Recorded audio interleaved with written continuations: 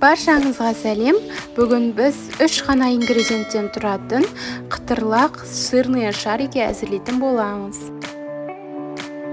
Ол үшін бізге алдын ала үккіштен өткізілген сыр қажет болады.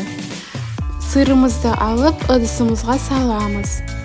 Оның үстінен бір жұмыртқа саламыз. Татымына қарай кішкене ғана тұз қосамыз. Және жақсылап араластырып аламыз.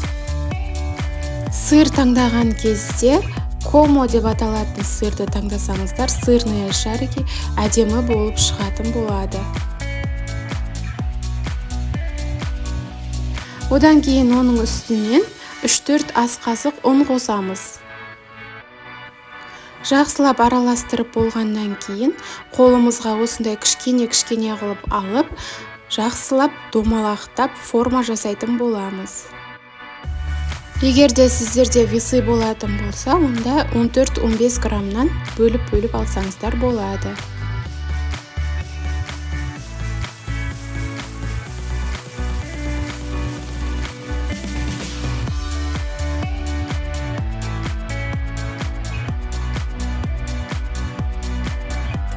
Ал ендігі кезекте біз қызып тұрған табамызда барлық сырные шарикилерімізді салып, жақсылап қызартып, қуырып алатын боламыз.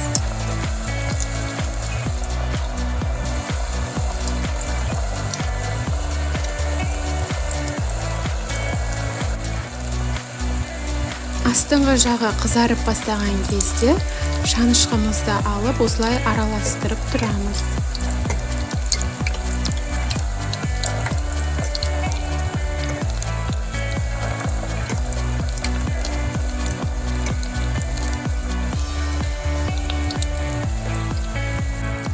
Қызартып қуыру үшін бізде 5-7 минут уақыт аралығында болады.